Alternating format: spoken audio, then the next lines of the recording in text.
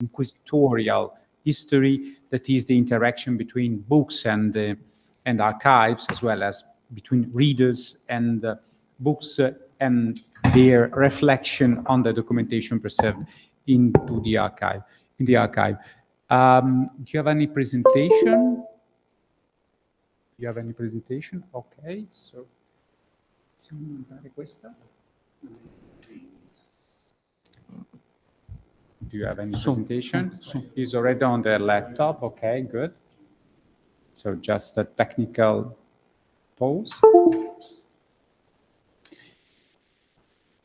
Good. And while we are uploading the presentation, I just very briefly I introduce Helio Elias Jaber Filho, and sorry for my very bad Portuguese pronunciation, of course, who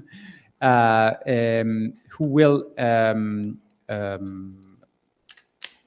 have a paper on this theme, disputes amongst the Lisbon Inquisition and the secular justice in relation to the Maghreb Corsairs in the 17th century. If you are ready? Yeah? Som. Okay. Som. Okay, thank you, Matteo. Hello, everyone. It's an immense pleasure to be here. Sto molto contente di essere qua alla città di Napoli, però non parlo italiano molto bene, so I'm going to speak in English.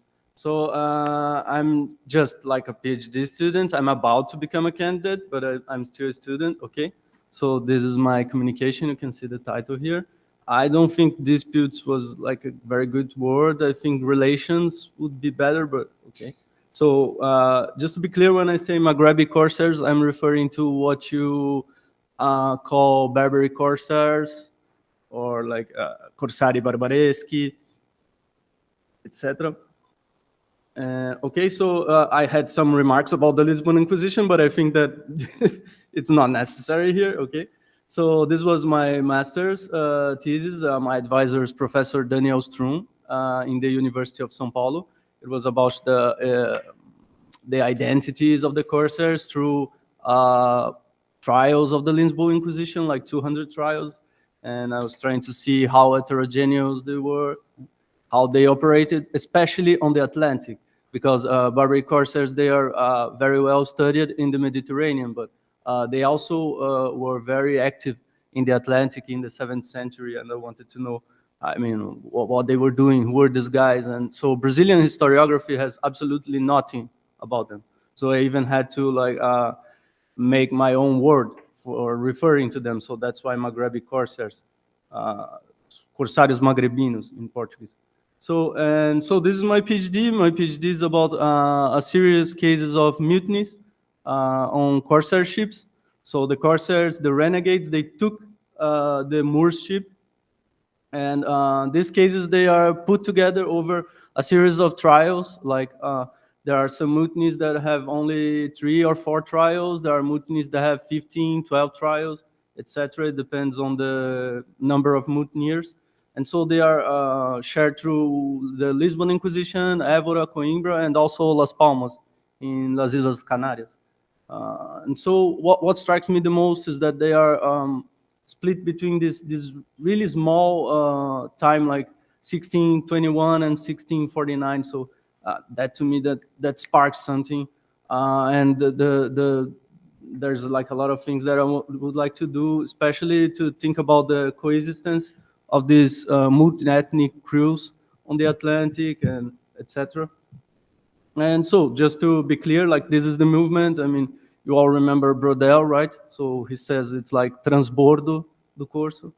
Okay, so there's the inquisitorial trials. I'm sorry, it's just that it's very different from Portuguese, because in Portuguese we say inquisitoriais, right? So Portuguese friends here can tell us. Okay, so, and there is also, but I don't utilize only inquisitorial trials or documents from the Inquisition. I also use correspondence, petitions, treaties on the National Archives, Torre do Tombo, Arquivo Histórico Ultramarino, Arquivo General de Simancas, Arquivo Histórico de Madrid, Arquivo Histórico Nacional, and also this collection, this series of sources that's called Sources Inédites d'Histoire de Maroc. And so, okay, and also chronicles from the late 16th and 17th centuries, such as, I mean, Aedo, Dam, Aliusi, Alfistali. Here are some examples, some of the most important to me. So this is a piece of source that I like a lot. So highlighting here, you can see, and since among these privateers are hidden a large number of pirates of all nations who skirmish at sea without commission and cause as much damage as the former. It's the States General of the Netherlands. They were complaining to the late Sultan of Morocco, Moulay Zidane, about this corsairing, because they were not only privateers. I mean, they were also pirates from bases they were expelled, bases such as Larache and Mamora on the beginning of the 16th century. So for the classification, there is like the inquisitorial classification. It's funny because they treat them as renegades, moriscos, which are the Muslims made Christians. You all know what I'm talking about, and the Moors, right? But I did like my own classification, so because I see that you can split them in a lot of different groups. So you have Catholic, you have Protestant, you have these Moriscos who are actually the Andalusian people who are from different groups and regions. They are very different amongst each other. And the Moors, you have the thing about the Imazinhin, which is like an identitarian question of today. And you have also a lot of difference between Moors born on the coast. And you also, they referred, in the Inquisition, they referred to Moors. They referred to Indians and Turks as Moors. I mean, it's very funny. So there's like these ambivalent identities, which is a concept that exists on a lot of different papers, but right here I'm using the concept of Professor Mercedes Garcia Renal. You have like Rupagi, Martin Abdallah, Alonso Martin de Aguilera, Assem. So Rupagi, he was an Indian. He was born in Shaul. He then became a Christian once he got to Lisbon with a Portuguese. And then he was captured in the Battle of Alcácer Quibir. And he became a Muslim. So he had three identities. He was Rupagi, he was Martinho, he was Abdallah, right? And he will utilize these identities over the years, which identity it's better for the situation, etc. And so we also had the Alonso case, which is he was a soldier in a Spanish fortress in Africa who deserted, and he was fearing in Portugal that he would be burned or something, and he pretended he was in Morisco and expelled from the Moriscos. He pretended that, but they ended up discovering him. Okay, so the thing is, I will ask now, and I will show why I say this. Did the incongruities between secular and religious contributed to open loopholes for piracy to flourish this guise of privateering, which is Corso? Because it's funny, because also in Lisbon, all these men, such as the corsairs of Salé and Algiers, they gave preference to the Inquisition. They didn't want to face the secular justice. They wanted to go to the Inquisition. You see, and that goes for renegades that would present themselves, and also renegades that were arrested in anti-Corso actions. So it's funny because on the Lisbon Inquisition, of these 200 individuals, 155 got the release. You see, so that strikes me something. I mean, so they were just reduced again to Christianity, and okay, you can go. And so we have, like, this case is very funny because we have the Vicente, Jacinto, and Claudio. They were arrested in Ceuta as corsairs, and Claudio, he was shred to pieces. He was killed as a pirate. But Vicente, he asked to go to the Inquisition, and on the Lisbon Inquisition, he got freed. So his partner was killed as a pirate by the secular justice, and Vicente was freed by the Lisbon Inquisition. We also have the case of João Cornélio, which did a mutiny on a Salé corsair ship, and he got to confess his sins. His crew was liberated. He was liberated. He got the ship in which he mutinied. We will talk about that later. It's a very interesting. Let me see the time. It's a very interesting, at least to me, the subject, and he got the free pass. But he was hanged in 1625 because he reduced himself to Christianity once in 1623. But then he went back to Africa, became a corsair again, and he was captured. So he ended up hanged in Lisbon because he was what do you say that there's a word for that. It's relapse. I don't remember right now, but okay. You all know this because you are all researchers of the Inquisition, most of you. Okay, so we also have the Zaqueiro, which is a funny chapter too, because he was a pirate of La Rochelle. He was working for the Salic corsairs, and he was imprisoned, and that's in the text, for many captures. But he was rescued by a priest from the galleys. He was on the galleys. And then with the simple testimony, he was reduced to Christianity and he was released. Like, oh, okay, you can go, you're fine. That's fine.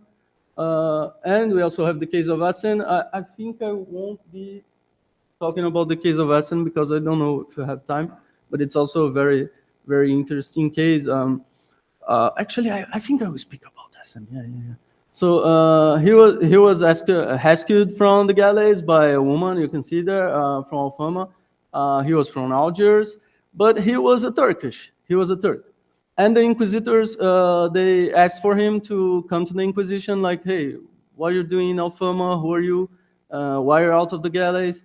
And they were very curious about him because they didn't know if he was actually baptized or not. And that for the Inquisition is very important, right? Was he a normal renegade? Was he a Turkish? Was he Moorish? You can see that. Actually, but then a secular justice official, he sent this letter to the Inquisition saying that he was actually a renegade Christian born in Genoa. And you can see that he worked in the private redemption of captives. And that's very important because the redemption of captives, it couldn't be done by private individuals. It should be done only by the redemption orders. But right now, at this time in Portugal, in 1642, you are in the Restauração, so in the time of the end of the Iberian Union. So the things were like a little gray, if you may. So that's why he was working like a private redemptor. I mean, so the orders weren't working very well at this time. Okay, so there's also this old case about this thing between piracy and corsairing and privateer. It's the case of Samuel Palachi, with the very good book of Gerard Wiggers and Mercedes Garcia Renal. Palachi, besides his whole story that's very interesting, etc. I mean, he worked for the Netherlands, etc. He was captured in England after a storm as a corsair after making some captures in the sea. And he ended up catching the storm, and he was captured in England. He was arrested as a pirate, but he paid like a lot of lawyers, and he got to be sentenced and judged as a corsair, as a privateer who was working for the Sultan. But he was lying. We know that he was lying because he was actually he was not in good faith with the Sultan at the time. He was just acting pirate. So I mean, it worked. He got freed. But he spent like a lot of money, a lot of his wealth on this trial, and he ended up bankrupt. He died a few years after. So now we go to the mutinies. I think I have plenty of time. So mutinies was just a kind of arrival into Christianity for the corsairs, for the Moors, the renegades, etc. Excuse me. And they could like arrive in Christianity through capture, escape, prison, shipwreck. There was a lot of types of arrival. And they would be processed by the Inquisition if they were renegades, of course, because they would have committed the crime of apostasy, right? Because they were Christians baptized and then they turned Muslims. But the thing is that the exception of this arrival into Christianity was the mutinies. Because if you did a mutiny, you had proved that you were willing to come back to Christianity. I mean, you were willing to fight your way back into Christianity. So it was like absolutely right that you get your absolution once you are in the Inquisition. So you can see that for renegades of the Corso, mutinies were the quickest way to achieve absolution. Oh, this is a terrible map. I'm really sorry. It's a work in progress. So it's just to show that most mutinies, almost all of them that I'm working, they happened on the Atlantic. There's only one, which happened in the Mediterranean. So I have three hypotheses. For this communication, I'm only working with the first, which is motivating mutinies on enemy ships could be a mechanism of counter-piracy, counter-corso actions for the Christians, Christian crowns. But I also have other two hypotheses. I mean, these are like the three biggest hypotheses because I have like a lot of questions in this work. There is also the mutinies could be the backup existing evidence for some ideas that the Moriscos on the fortress of the Salé, they were not in full control of the Corso. There is some discussion on the historiography of piracy and privateering about this, and maybe this could serve as a backup existence. I still don't know about that. I hope I will find something in the Arquivo General de Simancas. Well, but I haven't found yet, so I'm sorry. And I have like a third hypothesis. So this is like, to me, it's the most important. I'm still to prove it, to prove it, no, but to confirm it. If not, okay. So to fight for your life, it could be that they were hiding, they need to escape from North Africa. Why? Because they committed crimes in North Africa. So that would justify fighting to go back to Christianity. I mean, the guy was 10, 15, 20 years in Africa, and then all of a sudden he wants to come back, and he's willing to fight to come back. So this is still to play. So we'll just be with the first one. Okay, so I'm okay with time. How much time is Mateo? 20 or 25 minutes? 20 minutes. Oh, okay, so let's hurry. So we got mutinies outside the inquisitorial documents. We have this this really interesting print made in England in 1622 by the sailor John Hollins. So it's about a mutiny, but it doesn't have much information, only about the fight, and it's more like a propaganda. You have the kind of description of the crew, and you don't have what happened. That's the most important to me. On this work, you don't have what happened to the ship after the mutiny. Okay, so this was brought to my attention by Professor Joe Ezra from the University of Exeter. So thanks, Joe. She's excellent. So if you ever go to Exeter, you must go meet Joe. She's a very nice lady. She has this colorful hair. Okay, so it's an inscription in Truro Cathedral. It's from a mutiny. It's she's very nice. It's a mutiny that's written on a cathedral. It's written on the like sepulture, like how do you say this? On the memorial, okay, of this mariner who was Owen Fitzpipen or Pipen. So it's written there, the mutiny. How he did the mutiny, and then that after this mutiny he went to Cartagena, and then in Cartagena he didn't want to become a papist. So he just sold all his items, and that's very important. It says he sold them for 6,000 pounds and went back to England. And that's why for the British, he became like some sort of a hero, I mean. And that's a very interesting case to me. I'm still yet to get some more information about this one. And so for you guys, mutinies inside the inquisitorial documentation, that's an interesting subject. I brought here, I think, two cases. The case in the ship of Baba Murato, which happened in 1626. They all presented to the Inquisition, the renegades who took the ship. They were all set free except for Baba Murato. Baba Murato, he was accused by his fellow mutineers of being a Moor by heart. So he ended up locked in the Inquisition for like a whole year. And this is big parenthesis. This is a very interesting part of the inquisitorial documentation, because once you put the mutiny cases all together, you have you have like this picture of the crew. So you have like the French sailor, you have the Protestant French sailor, you have the Christian French sailor, the Spaniard, the Englishman who was a Protestant, etc. So it's very interesting, and it's also interesting that the Moors, so they are like just Moors. There's no explanation about who they were, etc. So they were just killed or sent to the galleys, and that's it. But who was Baba Murato? So Baba Murato, João Contreras, he was this guy who was living like 40 years in Africa. He worked at the Banyos. Then he went to Salé, where he says he became an armador of ships. And at the end of this year, they were discussing in his sentence if he should be tortured. But he managed to get these witnesses who were of more credit than the ones that accused him. So because they were heretic, right? They were just being accused, they were renegades. Okay. So at the end, he could be saved by this testimony of the Knight of the Ordem de Cristo, and he ended up freed. So I have this hypothesis that Baba Murato, he paid in Salé for the ship. But once they were in Lisbon, they accused him of Inamur, so they could get the ship for them. And they wouldn't need to pay Baba Murato's part of the ship. I don't know if that makes a lot of sense. So I'm sorry, I'm like really speeding because I'm out of time here. Sorry, Matteo, sorry for the colleagues here. Okay, so second case, and then I will be ending very quickly. The case of the ship retained in the Sagres Fortress, 1623. So Francisco de Souza, he made this mutiny. He take the ship into Sagres Fortress.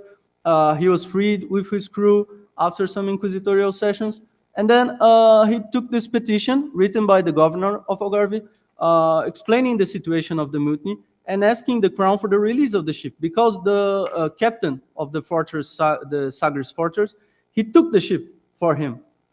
He took the ship for him, the captain. And Francisco de Souza, he said, no, this ship is mine, you can't do this. And again, like this parenthesis, the petition is a very interesting document because it has the items, the inventory of the ship, which has like things that are very interesting to study piracy and privateering, like what they would eat, what they would carry, such as what kind of guns, about the set of sails, and also curious things like clothes, items, flag, and the rich blanket. It's funny, the rich blanket story, it's funny because he really wanted his rich blanket back. And so this petition will at least take us to another fact, and this is where I go straight to the point. Ship took from the Maghrebis by mutinies were to be returned to the mutineers as their own. Although inquisitorial sources silence about what they could do with it and etc., or if it was returned or not. And that's when I go to other kind of documents. So here we see like in 1627, so return two Algerian ships to the Christians that coming inside the ship, the sailors mutinied against the Mursars. You have to give back this ship to the mutineers. And then you can say like, but Helio, come on, it's 1627. It's after these two cases you showed. And I say, okay, that's true. But there is also this document, which says that the ship should be returned to the Christians who mutinied. And you say, but Helio, this is also a document, 1626. And I say, okay, but here it is, the petition of Francisco de Souza, and this is freshly taken from the archive. This is the petition from Francisco de Souza, the response to the petition, which the authorities say that the ship should be returned to Francisco and took from the captain of Sagres. So just to wrap it up very quickly, I'm really sorry to take the time out of my colleagues here at the table. So why would a Dutch or a French, why would they prefer the Lisbon Inquisition? I mean, you can go to your own country or to your own state. You can go to other places, other Inquisition, but why the Lisbon Inquisition specifically? So I argue it's still a work in progress that renegades, they knew that there was this interplay between the heresy and the privateering, and that this interplay, it could be manipulated to get the Maghrebi ships, to get the goods, while being reaccepted in the Crystal Dome. So that's very important. So they wouldn't be judged for crimes in Africa or in North Africa or wherever. And this would happen despite the Pope's condemnation against both corsairs, so corsairs like Protestants and Muslims and pirates, because the Pope would condemn them all in all his bullas and etc. In the eyes of the local religious courts, I argue, acts of course should be pardoned if the individual would prove himself not guilty, of course, to the crime of apostasy, because doing corso against Christians were just a part of the accusation. The principal accusation was the crime of apostasy, right? So thank you very much. No, sorry. I forgot to thank all you guys. So thank you, Mateo, Professoressa Silvia, Professoressa Vitória, and all the colleagues. It's a very big pleasure. Yeah, I forgot, also the CAPES, which is the founding raising in Brazil, the founding agency, because they are the money guys, right? So you have to thank them. So, but thank you very much to you all. Here's my contact if you want to speak with me. Thank you, Elio. Thank you, Elio, for this enthusiastic presentation, I have to admit. And thanks again, of course, our closeness also to Professor Joe, if I understood well, got the colorful colleague. Good. Thank you, Elio. And now I leave immediately the floor to Juan Carlos Mantilla for one of the most curious papers, at least reading the title about the Lord of the Rings. I think we won't speak about Tolkien, but maybe there is a reference quite evident. So King's College London, Juan will present a paper entitled The Lord of the Rings in the Andes, Magical Metal Crafting and Inquisitorial Trials in 16th Century Lima. Thank you, Juan.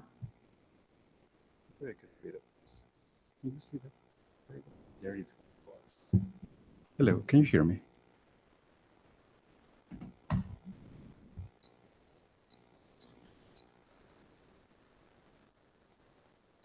Okay, 20 minutes.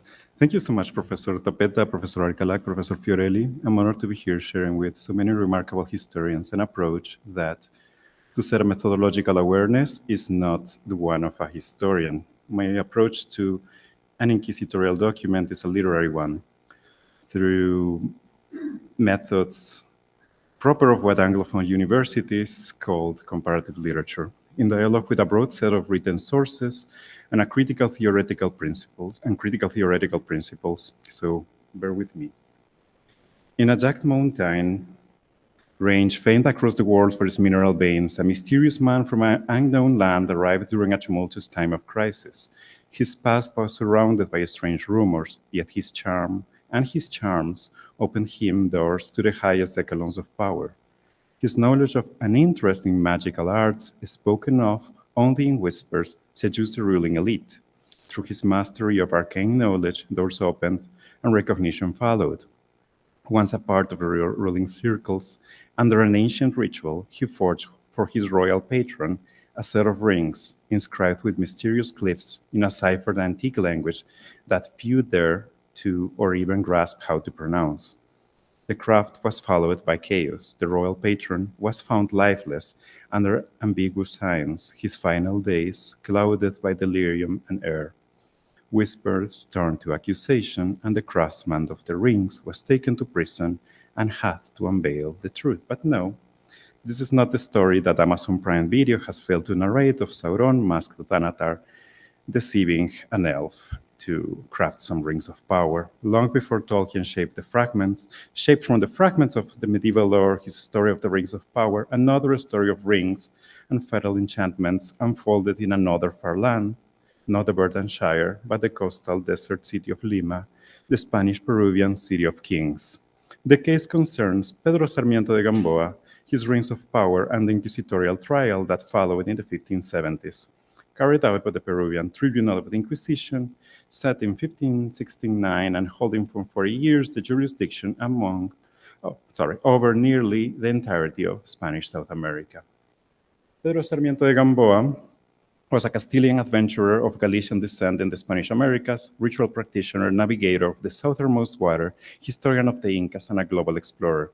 Among the many modern studies addressing his diverse roles, brief mention is often made of the episode that partly earned him his local fame in Peru, his trial before the Holy Office, prompted by the forging of magical rings and the mysterious death of the patron and sponsor of his ritual practice, the Spanish Viceroy, Count of Nieva, a mediocre imperial bureaucrat, yet a noted womanizer in Lima's underground nocturnal life, death presumably at hands of his lover's husband. And so it was also how I came up upon the case. While researching for a hand-drawn map of the Tierra del Fuego made by Sarmiento de Gamboa during the writing of my book manuscript on the cosmography of the antipodes, I found the inquisitorial trial records, and I identified certain parallels, particularly the reference to Hermetic knowledge found across Sarmiento de Gamboa's corpus, including the history of the Incas titled Historia Indica, and what I thought could be more than a mere anecdote, a Hermetic thread to be unraveled. In colonial Peruvian historiography, the episode remains secondary, like a line to add some wizardry to thesis introductions. Sarmiento de Gamboa is more commonly associated with the navigation of the Magellan, his intentionally misrepresentational history of the Incas, and the Peruvian Inquisition is studied mostly through the case of Francisco de la Cruz and the Illuminati and also by the auto da fe against Lima's Jewish population. The colonial Catholic Church in South America is mainly of interest for the evangelization of indigenous people and the extirpation of indigenous idolatries, not for its inquisitorial cases that were very few. Nevertheless, the historiography of Latin America is broad and vast, and this case has not gone unnoticed. The episode of Sarmiento de Gamboa has been addressed through various scholarly approaches. Toribio de Medina and his followers' early studies of the trial add to the history of the Spanish-American Inquisition. Ángel Rosenblatt's transcription of a study of the Inquisitorial Archive among Sarmiento de Gamboa's written work contribute to the history of documentation. Maria Jesus Benitez's account of Sarmiento de Gamboa's life and work contribute to biographical scholarship, and more recently, Claudia Broceder's articles approach through this case the cultural history of Spanish Lima. These contributions have significantly advanced documentary, biographical, social, and cultural perspectives. My aim, however, is not to extend these established lines of inquiries, but to reconsider the inquisitorial documentation and approach this corpus through a novel set of connections. Regarding the documentation, the case of the Illuminati and Francisco de la Cruz is so prominent that in the Spanish Historical Archive and its digital version, the Paris, the documentation of Sarmiento de Gamboa's trial and the Rings of Power is classified under Francisco de la Cruz. The archival description in both Paris and in the Archivo de Historia Nacional refers only to the Iluminados, makes no mention to Sarmiento de Gamboa, yet the initial items of this extensive dossier of 3,734 folios concern Sarmiento de Gamboa, as we see here, Sarmiento de Gamboa and the Rings of Power. They're not about the Iluminados. In general, studies that reference this case do not consult this original manuscript. Instead, they rely on the transcriptions made by either Toribio de Molina or Ángel Rosenblatt. Medina's particularly famous, but is not a philological edition. It's a highly intervened document where it becomes difficult to distinguish Toribio de Medina's voice from that of the early modern scribes. So my first step was therefore to return to the source itself, to read its details and inscriptions carefully, and to re-engage with the document. On the other hand, tracing the connections that align to my field are the ones that I want to highlight. In this introduction with a mythographical archive that looks like Tolkien and his well-known tale of the Rings of Power. This resonance led me to explore the possibilities of re-enchanting the inquisitorial corpus of the Peruvian Americas through a close comparative reading in dialogue with historical anthropology, material culture, and the history of written culture that are my fields of research. The case of Sarmiento de Gamboa, I think, offers a pathway through metal and script, through connect-to-object agency, the rituality of 16th century Hispanic Catholic world with early modern histories of Mediterranean alchemy, Western esotericism, and Orientalist grammar of European philology. Working across methods and fields is always a complex task that I don't know if I'm accomplishing yet. In modern political theory and contemporary thinking, re-enchanting usually refers to Max Weber's concept of readings of Max Weber's Disenchantment, where scientific rationality and bureaucratic systems eroded all their forms of transcendence and possibilities to restore meaning, wonder, and senses of sacred. Historian of Spanish Inquisition, Andrew Keith, in a 2004 article, explicitly connects inquisitorial procedures to a broader disenchantment dynamic, tightening the boundary between natural and supernatural and bureaucratizing discernment. Cambridge professor Alexandra Walsham situates the Weberian thesis of disenchantment via Protestant rejection within a century of scholarship. She shows that 20th century scholarship has casted Protestantism as a decisive moment towards rationalization, secularization, and modernity. Professor Walsham traces a dialogue with Catholic reforms, understanding that the Reformation reshuffled enchantment, dismantling some forms while creating new modes of providentialism, apocalypticism, and demonology that recalibrate the supernatural, here she links this to Catholic Inquisition and the scrutiny for miracles and imposture. In this sense, when talking about re-enchanting this archive, what I'm trying to do is to read against the inquisitorial grain, searching not for how it reflects rational thought or how it talks about the long processes of the bureaucratic processes and its institutional machinery, but how it glimpses into the supernatural experiences, imagination, and symbolic depths that it documents. A method akin to what Carlo Ginzburg did with the history of Menocchio. Re-enchantment, in this case, is by treating its magical metallurgy, its material, its Kabbalistic literacies, not as metaphors, but as modes of arcane rituality, beyond the language of policy and procedure. Then the article that I'm preparing, sorry, I moved away. The article I'm preparing unfolds into 4 parts. The first part explains the case and its documentary traces. I just share with you that part and how I anchored this case within an interpretative framework of ritual anthropology, material culture, early modern Christian culture, and how these practices have a perceived factuality and are experienced as real by those who enacted their potency and affirmed their efficacy in 1560s and 70s Peru. The second part is about the rings. I turn to rings of power themselves. From the inquisitorial documents, we read that Sarmiento de Gamboa was prosecuted for having forged a Venusian ring for the viceroy, an object whose magical efficacy was intended to attract love. And it succeeded. The viceroy's enslaved woman testified that Sarmiento de Gamboa had spoken to her of other love-inducing objects, like special inks, but she also reported that Sarmiento de Gamboa, referred to objects of war, a Martian ring, like similar to a bolsa de mandinga and other heretical ritual elements that ensure its bearer could not be wounded in battle, cases of corpo fechado. According to witnesses' accounts, these 2 rings were shown and their magical properties explained by Sarmiento de Gamboa to different people. He is said to have described how he assembled the rings in a lattice of wooden beams in a vacant field and conducted a ritual of forging and sealing the ring. This account echoes what's found in John Dee's diaries, where Archangel Michael instructs Dee to engrave PLEE on a plain gold ring, Enochian talismans, and the materials drawn from the Picatrix, from the medieval Picatrix. But in the context of Spanish Peru, metal is ritualized, metallurgy flourished in the colonial cities of Spanish Peru. Treatises about gold and silver were published. This was one of the first books published in Spanish Peru, Juan de Valdever, Reducciones del Metal.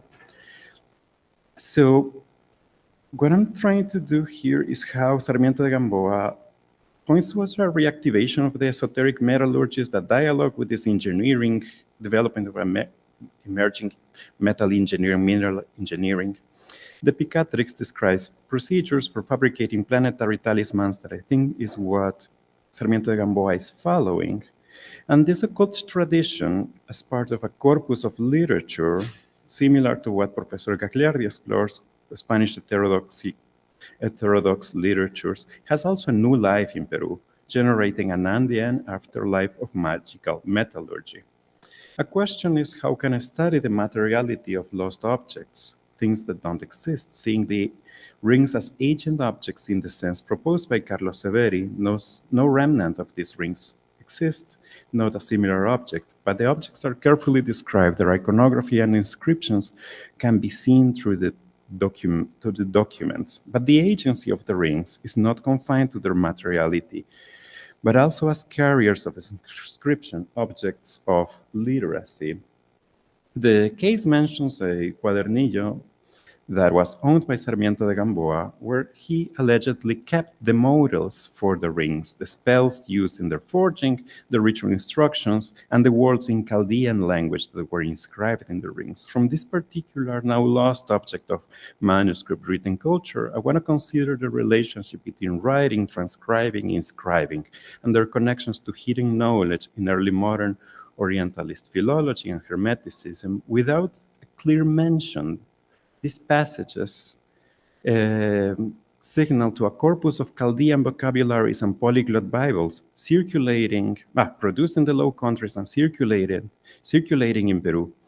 At the center of this idea of an ancient language capable of acting upon the present, I see this concept drawn from Kabbalistic practices. Here, literacy is not instrumental for communication, but part of a ritual practice.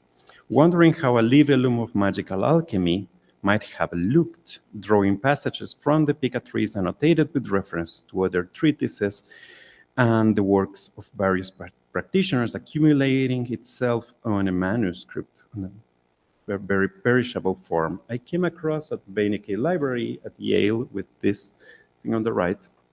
It's a small notebook, a compendium of arcane science, that shows how the Picatrix was circulated in the early modern world through manuscript copies, copies of passages, copies of methods in very perishable forms. That this document might look as the one that Sarmiento de Gamboa had, a small size where the rings were illustrated and the methods described. Finally, the ritual of forging rings confers upon both the practitioner and the bearer of the object a new status within the world. The viceroy wanted to find lovers. He succeeded. Then he died, of course. But the ritual of the inquisitorial process also appears entangled with its dimension of fashioning Sarmiento de Gamboa as an enigmatic figure that is bound to both colonial imperial power and to supernatural power. The report produced by the Inquisition becomes part of a double swarm of ritual, the documented and the documentary. Yet perhaps the effectiveness of the magic ritual surpasses that of the inquisitorial one, even though Sarmiento de Gamboa was lightly punished by the Inquisition. This punishment did not hinder his access to circles of power. After the decease of the Count of Nieva, the renowned Viceroy Toledo arrived in Peru. The right of crafting secret objects, the right of reading, and the social role Sarmiento de Gamboa gains as a ritualist enable him to become crucial to colonial imperial officers. Then Viceroy Toledo hired Sarmiento de Gamboa in the middle of the process and for writing a history of the Incas. He becomes the scribe of the new viceroy. So he stayed close to power. My interest in the point lies in connecting Sarmiento de Gamboa as a ritual practitioner with viceregal power, not as opposing facets of the same individual, but as part of the same thread of fashioning himself, self-fashioning, that links him perpetually to figures of power, to the deceased Count of Nieva, to Viceroy Toledo. Then then what I see here is that Viceroy Toledo hired him to write a history of the Incas that was supposed to be also effective, who has to have an effect on the social life, similar to the crafting of the rings, and there's rituals of reading and writing, and magical inks, and all these processes are similar for Viceroy Toledo to colonial scriptural ritual of producing and writing history of indigenous people, objects of literacy, manuscripts or rings that likewise intervene in the world, because this history was written to discredit Inca's claims to royal power. Then, combining ritual and material culture with the problems of ritual practices bring forth a new constellation of sources, the sources drawn from Orientalism and Western esotericism, to a colonial archive with methods, questions, and certain challenges that are proper of Latin American colonial scholarship, such as the writing of the histories of the Incas and Peruvian Inquisition, that I want to approach against its institutional histories, through its histories of literacy, of reading, writing, ritual.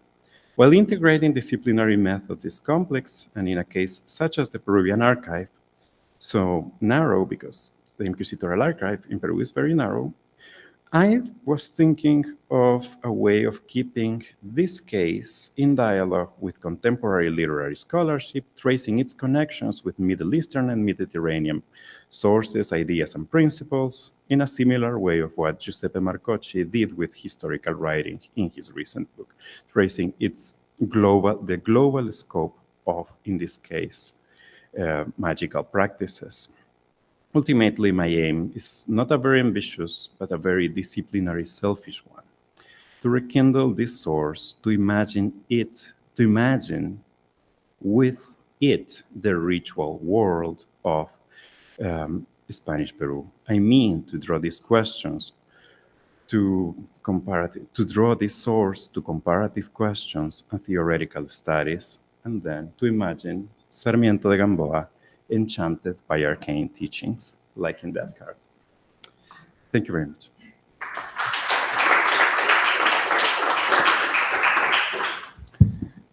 Thank you, Juan Carlos, for this magic contribution.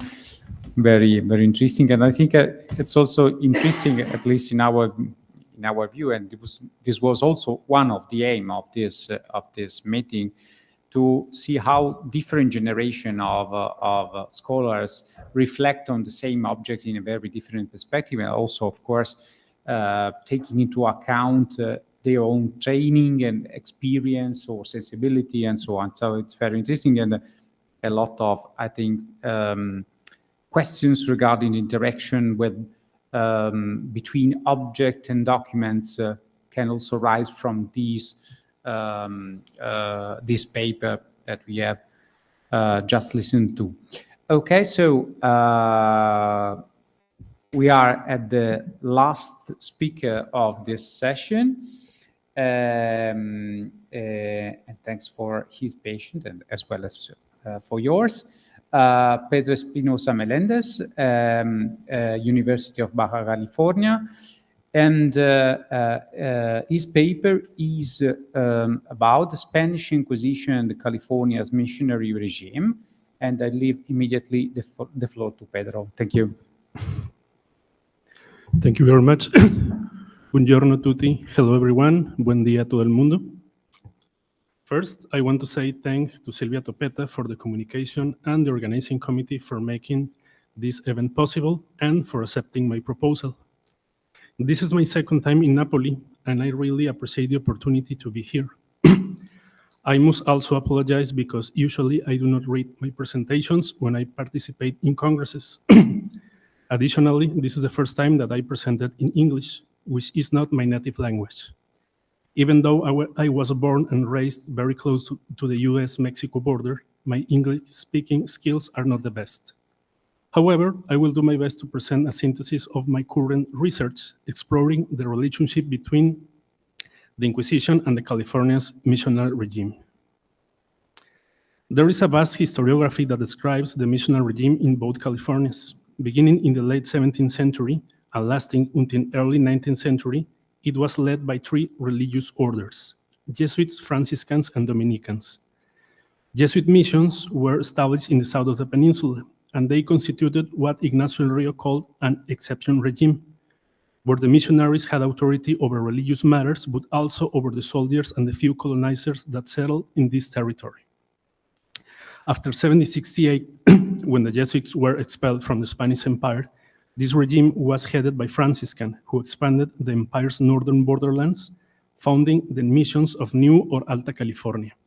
In 1776, the Spanish crown placed the missions of the peninsula under the authority of the Dominican order. In both cases, Franciscans and Dominicans ruled the California missions under a new method of spiritual government. Unlike the exception regime of Jesuit missions, these missionaries shared authority with a military governor. Also, the Spanish crown encouraged civil colonization, expecting that in contact with the gente de razón, which means Christian, Creole, and Mestizo colonizers, the indigenous population would easily assimilate into the new Spain society.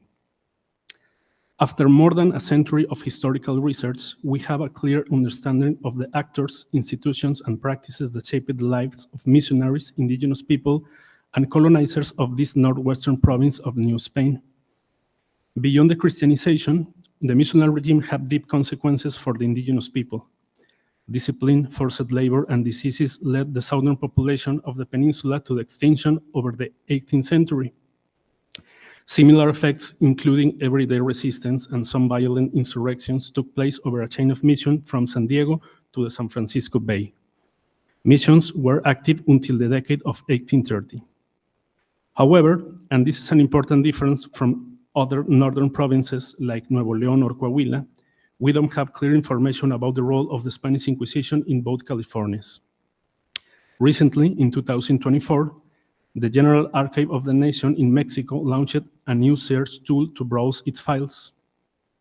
Browsing through this archive, I was able to locate 28 files that have in their description the word California, within the branch dedicated to the Inquisitorial Court of New Spain. The reduced number of files is understandable given that from the late 16th century, the Spanish Inquisition did have jurisdiction over the indigenous population, which was the huge majority of these northern provinces. Nonetheless, this small group of files, which begins in the 17th century, before the first mission establishment, and ends in the second decade of 19th century, when the Mexican tribunal was abolished, is a valuable source to analyze the religious and everyday life of missionaries and colonizers of these territories. As recent historiography has shown, missional and inquisitorial institutions were part of a broad program of social discipline that took place in the Western world and its colonies, where Christian religions had a central role modeling not only the religious beliefs and practices, but also the social and intimate behavior of people according to their gender, race, and social status. In my current research, I'm exploring the role of the Inquisition in the missional regime of Californias. During the last 6 months, I have been transcribing a group and reading a group of 28 inquisitorial files related to Californias. As I mentioned, this is an ongoing research and not a finished project. My expertise area is the religious history of 19th and 20th century Mexico, not the colonial period. Also, I have been studying about the main topics that I found in this small documental corpus, which contains appointments and faculties granted to missionaries, relations of books, denunciations, inquisitorial causes, and trials. The most detailed cases are related to 3 specific issues that were considered by the Spanish Inquisition crimes against the Christian faith: polygamy, heretical propositions, and solicitation. Also, this inquisitorial activity took place during the late 18th century, when Dominican Father Miguel Hidalgo, not to be confused with the founding father of the Mexican independence, served as inquisitorial commissioner of both Californias. The Spanish Inquisition was one of the first inquisitorial institutions in the Catholic world. Established in the late 15th century, it was created to punish the crimes against the Catholic faith, which turned it into the only religion tolerated by the monarchy that unified many Iberian crowns and expanded its dominions to African, American, and Asian territories during the 16th century. It was probably the widest inquisitorial jurisdiction over the world. However, its jurisdiction was limited since the Spanish crowns decreed that indigenous people shouldn't be judged by the same standards as the Spanish population in the America and Asia. This is the reason why inquisitorial activity in American dominions as New Spain was reduced if we compare it with activity that took place in Spain, Portugal, or the Pontifical States.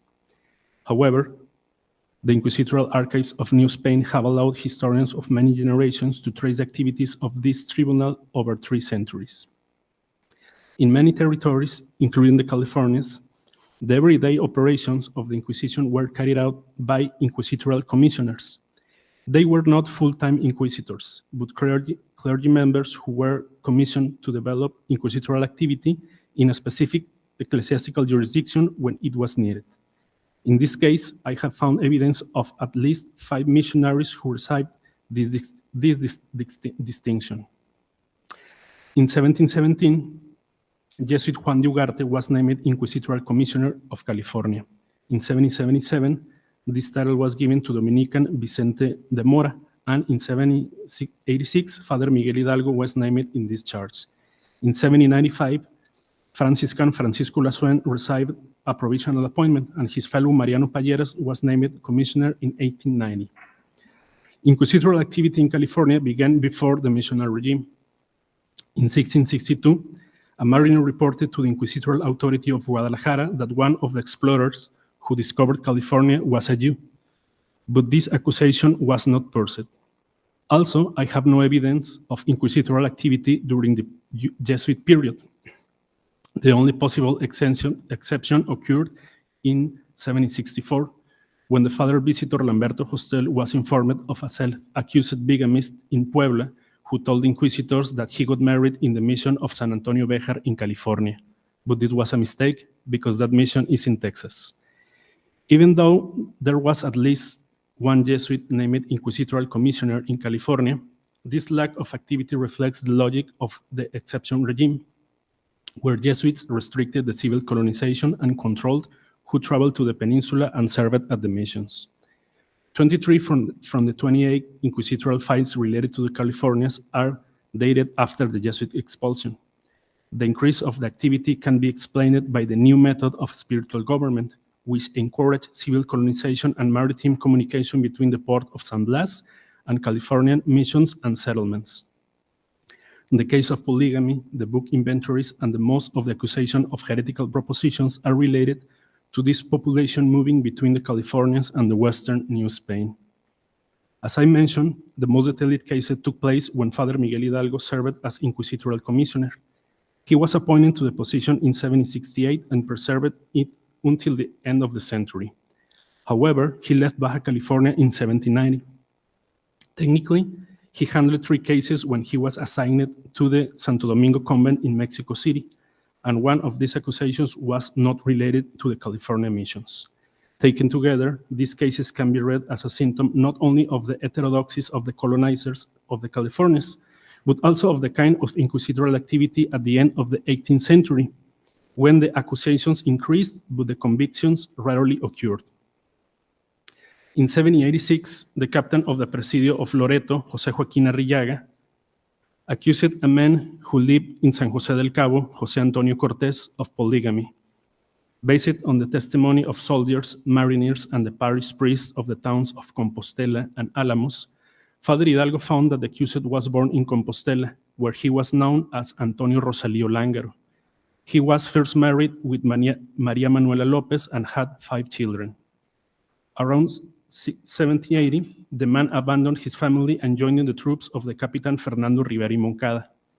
That year, he got married for the second time in Alamos with María Valvanera Pacheco. After that, he traveled with his wife and the troops that participated in the foundation of Los Angeles, California. When the rumors spread in the region about his 2 marriages, he moves to San José del Cabo. The Inquisitorial Commissioner of California was unable to prove conclusively the accusation because he could not get the first marriage certification from the parish of Compostela. The Mexico City Tribunal ordered to keep the investigation, and the priest of this town interviewed a brother of the first wife of the accused, who corroborated and expanded the information. For this moment, María Manuela López had died. Years later, the accused traveled with his second family to San Blas. In 1792, he was arrested by orders of the local chaplain who knew the case. Only at this moment, the New Spain's Inquisitorial Tribunal passed sentence ordering to release the prisoner. As Salvador Bernabeu has shown, this one of the last cases of polygamy judged by Spanish Inquisitorial tribunals, because in 1788, this crime was transferred to civil jurisdiction. For now, I will only refer the most detailed case of heretical propositions. In 1790, Father Miguel Hidalgo left Baja California after more than 1 decade of services when he founded 4 missions in the region known as Border of Gentility, the actual state of Baja California. Besides moving to the Santo Domingo convent in Mexico City, he submitted to the Inquisitorial Tribunal an accusation prepared by Father Francisco Lasuen, who served as president of Franciscan missions in Alta California. Due to this accusation, Rafael Rodriguez, a sailor, was arrested and sent to the jail in San Blas. He used to work in the mission of La Purísima. There, he was accused by Father Vicente Fuster of uttering heretical propositions and blasphemies and practicing some kind of sorcery. The inquisitorial process was led by Father Lasuen, who interrogated a group of 5 men who witnesses when Rodriguez uttered a blasphemy toward the saints after losing in a card game in the mission of La Purísima. However, the case was dismissed by the Inquisitorial Tribunal, and the prisoner was released. Inquisitors argued that there were many mistakes in the process, especially because Father Lasuen focused on proving blasphemy and not on the sorcery practices that Father Fuster denounced initially. The other cases of heretical propositions involved mariners, soldiers, and even a Dominican who, during his journey to the New Spain, lost his temper in a fight with another missionary, but no one of these cases resulted in a conviction. As I mentioned, there was also a Dominican missionary who was accused of solicitation, which means to use the sacrament of confession to ask for sexual favors, but this didn't happen in Baja California. In 1793 and 1798, Father Rafael Caballero was accused by 2 different women in the dioceses of Mexico and Puebla. The incidents took place in 1792 before he traveled to Baja California, when he served as confessor in the central New Spain. Father Caballero was not convicted or even interrogated. However, the president was sent to the Dominican authorities of Spain when he left America in the early 19th century.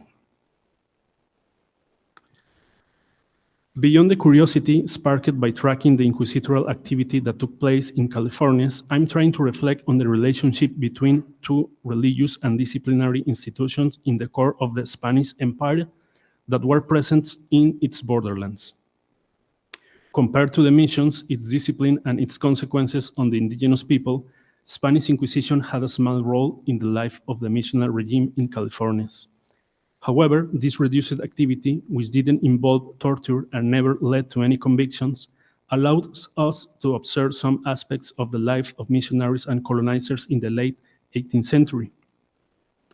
Catholic religion had a central role not only in the missional activity towards the indigenous population, but also in the life of soldiers, sailors, and common people who didn't hesitate to denounce to the missionaries those actions that were considered crimes against the faith.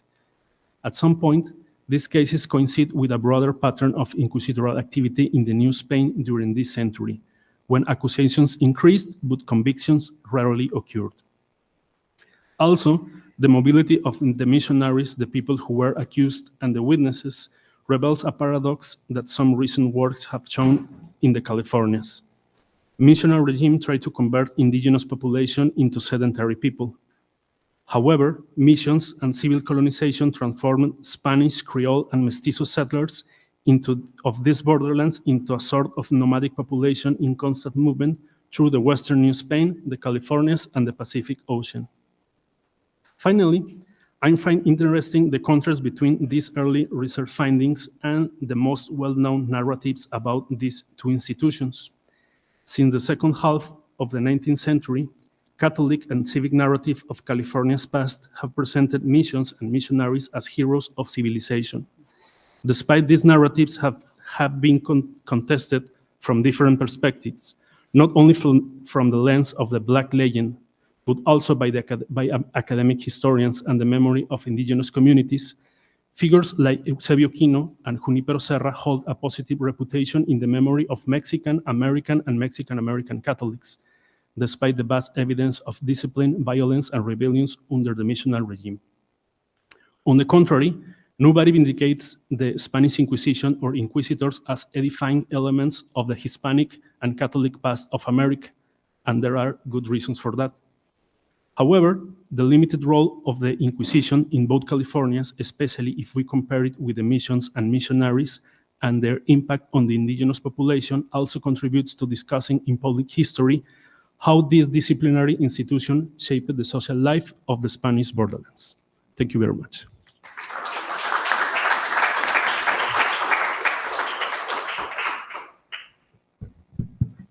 Thank you to Pedro also for this very relevant contribution to our discussion. So I know that all of you probably are tired, hungry, I guess. So we have 15 minutes for at least a short discussion or just to underline some points that have been raised by the different papers we have listened to in the first and in the second part of the morning.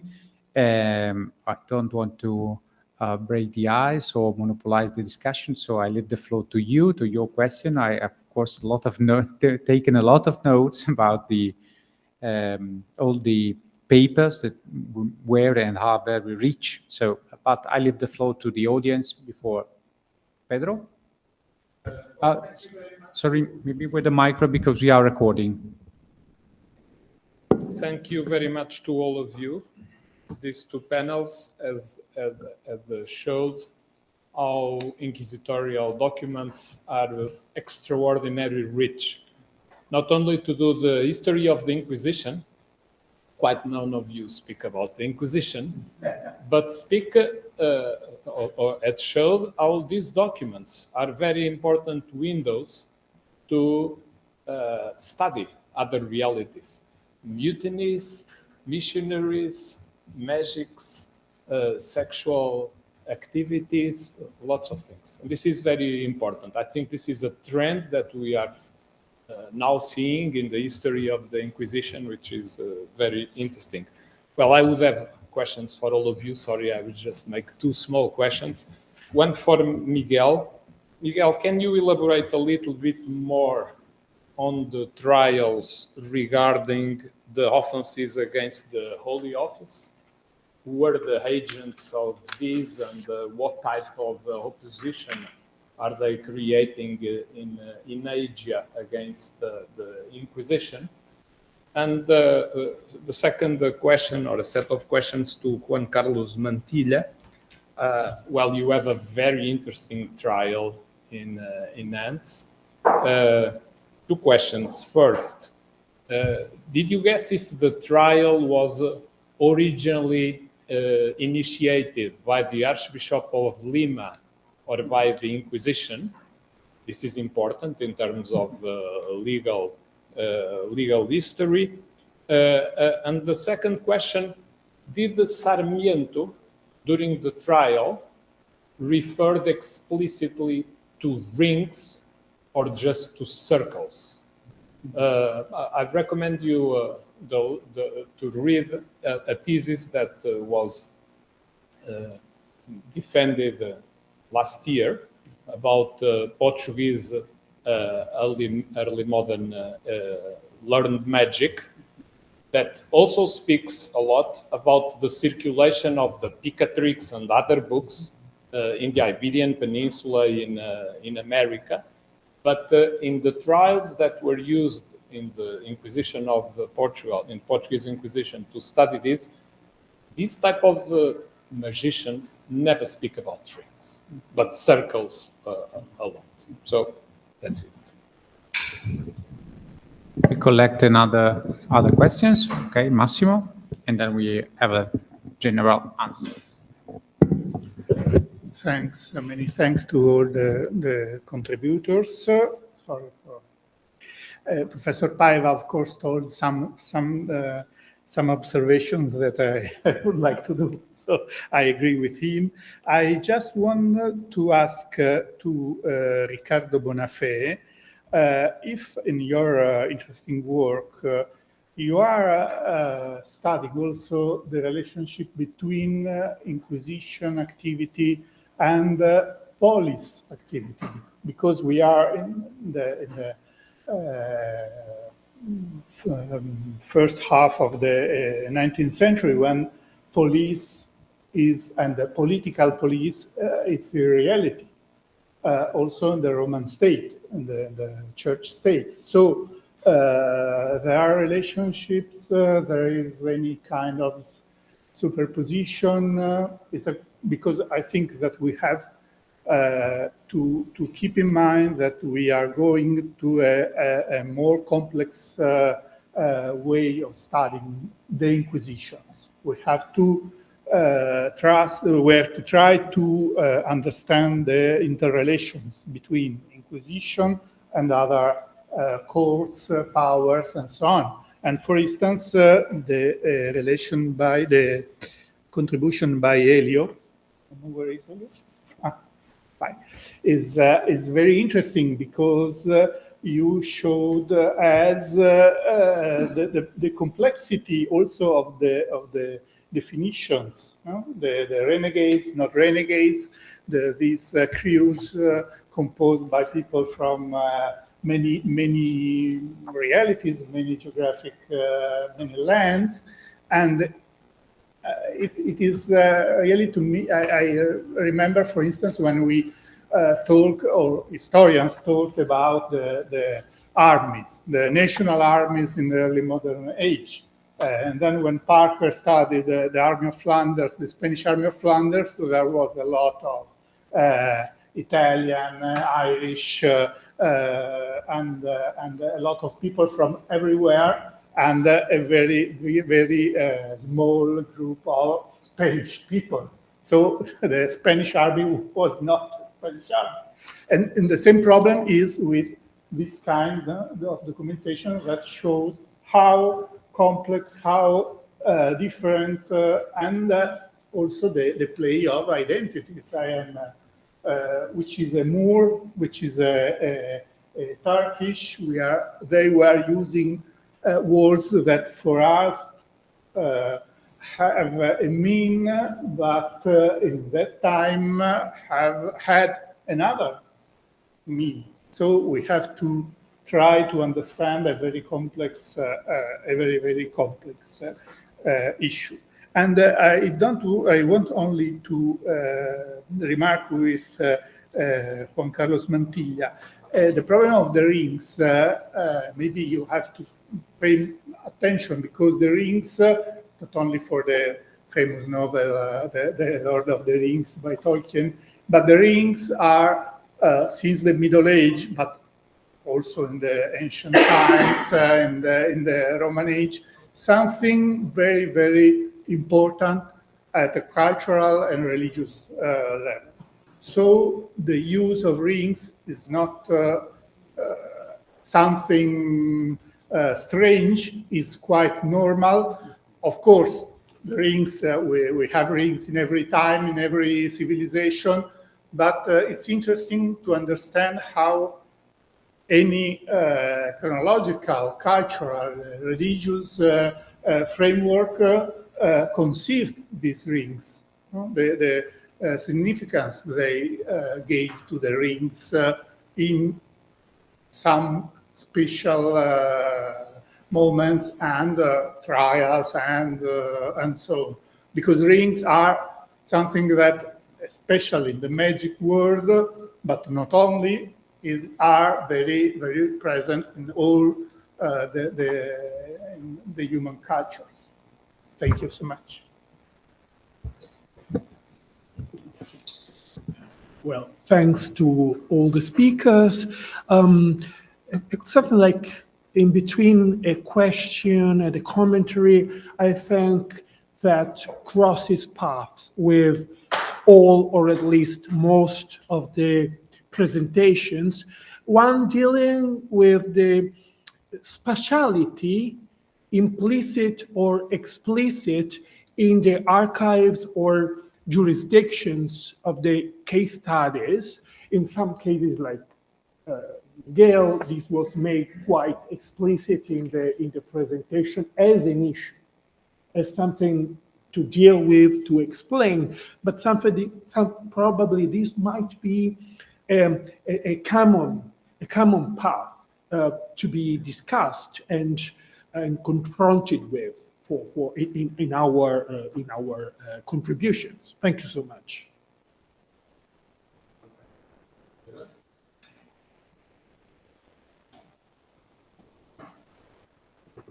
Thank you. I just had a very, well, I'm not sure if a simple or a brief question for Professor Gagliardi.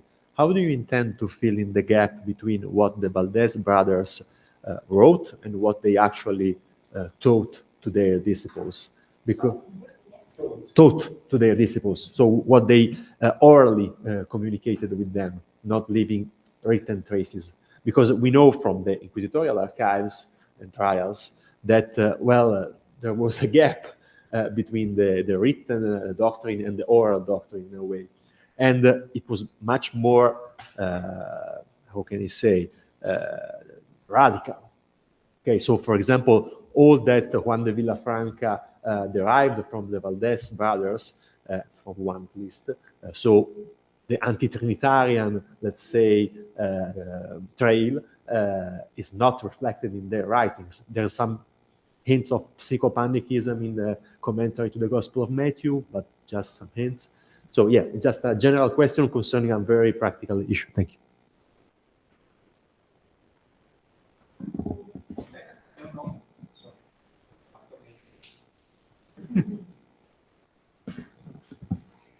Okay, thank you very much for the presentation of this morning, a beautiful framework. A question for Riccardo. Maybe you know why the historiography avoided to work seriously on the 19th century archives of the Bolognese and not only Inquisition. And a second question for you. In the inquisitorial classification, when people are classified as Moors, this is an ethical classification, a religious classification, or both, a combination of both. Thank you. Okay, any other questions or comments? Just two comments from my side. So I was very, very interested in the environment, the relationship between environmental questions, issues, and archive. That was very let's say, so relevant in the perception, at least, of the inquisitors in the city of Mexico. So, and if you can add some comments, because actually is a very uncommon perspective for historian, for the specialist of the Inquisition, the environmental condition or preservation of the archives. And huge question for Elena. I totally agree. I totally understand the problem that everybody has while analyzing a source, not necessarily inquisitorial source, in ethical terms. How to, let's say, split the our sensibility and our also, or how distinguish and not to be too much determined in the analysis by our ethical position while reading, analyzing sources that have been produced, of course, centuries ago, and also reflected a very different perspective in comparison with ours. So I understand, and I agree with you, of course. These are very terrible thing, unacceptable thing, disturbing, astonishing when reading, in many cases, for us and for our sensibility. But so how to, let's say, to manage with this issue? I know that is a huge question. It's not only limited to inquisitorial sources, but I think that is a crucial point for all historians that have to, and scholars more in general. I invite all of you to sit here in order to comment, and I suggest to follow the order of the seats. Okay? No, all of you, all of you. No? Okay. Okay. No, there will be a voice. Yeah, there will be a voice that for the very last question.